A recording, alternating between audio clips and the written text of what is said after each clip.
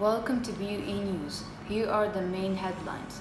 Egypt expressed on Tuesday its support for Saudi Arabia in going diplomatic spat between Canada and the Arab Kingdom after Ottawa expressed concern over the Saudi government's arrest of women's rights activists earlier this week. In an official statement late on Tuesday, Egypt's foreign ministry spokesman Ahmed Abu Zaid said that the dispute between the two countries comes as a direct result of the interference of some international and regional sides lately in the domestic affairs of many countries in the region. Abu Zaid affirmed Egypt's support for the stability and sovereignty of all Arab states and stressed its solidarity with Saudi Arabia in rejecting any foreign interference in domestic affairs and attempts to undermine sovereignty. Egypt's statement comes early one day after Saudi Arabia expelled the Canadian ambassador and froze all new businesses with Ottawa over its criticism of the arrest of women rights activists. Saudi Arabia also suspended the scholarships of the roughly 15,000 Saudi students in Canada. The Arab country also stopped all the medical treatment programs in Canada and is coordinating for the transfer of all Saudi patients from Canadian hospitals to other countries. According to the Saudi press agency, several Arab countries, including the UAE and Bahrain, have expressed support for Saudi Arab's move, while others, including the US, have called for the road to be solved diplomatically.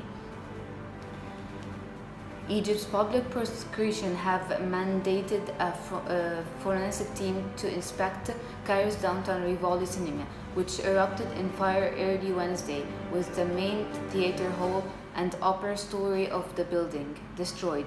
Authorities didn't report any casualties as a result of the fire, while civil defense forces brought the fire under control.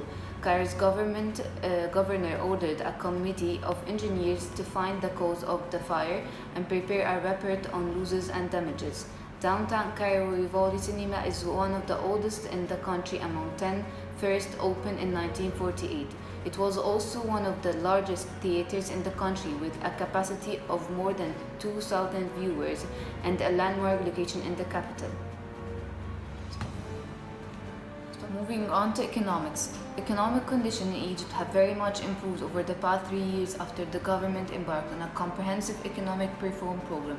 Egypt's central bank governor Tariq Amir said on Wednesday, addressing a meeting on the Association of African Central Banks in the Red Sea resort city of Sharm el-Sheikh. Amir hailed President Abdel Fattah el-Sisi for making the critical decision to carry out the economic reforms after many years of poor economic performance. Amir said Egypt's foreign inflows have exceeded $120 billion since the signing of the 3-year $12 billion loan agreement in late 2016. The agreement, part of an economic reform program being carried out by the government, helped Egypt attract huge inflows and frustrated foreign investors. Confidence in the Egypt's economy, Amir added in his speech. It was the Egyptian government which developed the comprehensive reform program and determined its duration, Amir said, adding that Egypt sought the support of the IMF to restore international confidence in its economy.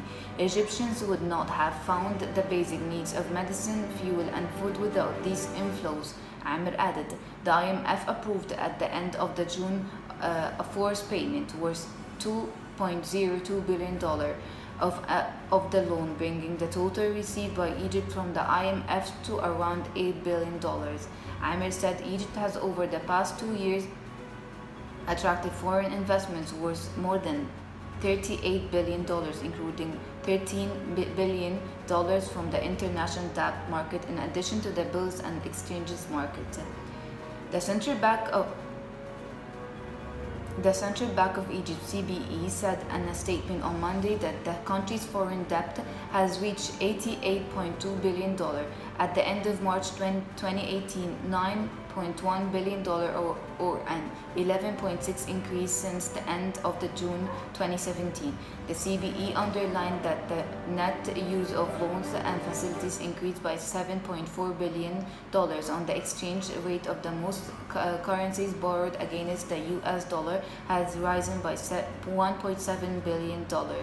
In addition, the CBE highlighted that the external debt service burden reached $10.9 billion during the period from July to March 2017-2018 fiscal year, noting that the ratio of the balance of external debt to the GDP has amounted to 36.8%, which is safe according to international standards. Meanwhile, the CBE pointed out that the total domestic public debt reached 3.356 trillion EGP, representing 86.8% of GDP by the end of March, explaining that 84.8% of the debt is government debt, 8.1% of public economic bodies, and 7.1% for the National Investment Bank. The CBE also explained that the net balance of domestic debt owed by the government amounted to EGP 2.99 trillion in March, an increase of EGP 3.3 billion during the period from July to March of the fiscal year 2017 and 2018.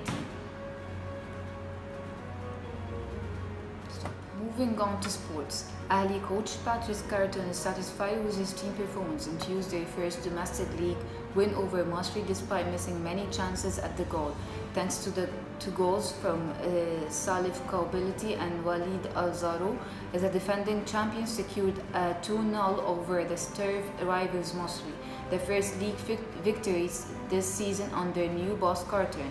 We delivered a good game. We could win the bigger score if we made the best use of chances against the goal, Carton said in the press conference after the match.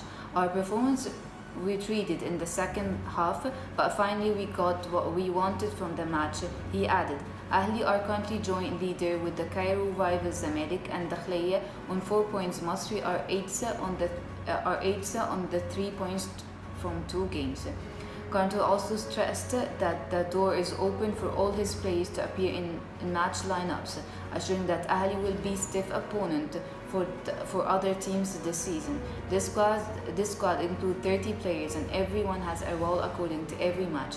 I always want every player to be ready for the matches as we play in many competitions. I will use all the players, the 48-year-old tactician added. I follow the Egyptian league and I know how strong it is. Ahly can compete strongly this season, he concluded. Ahly will play against rivals Wadi Degla in their next league match Tuesday. This comes us to the end of the BUE News. Thank you for watching.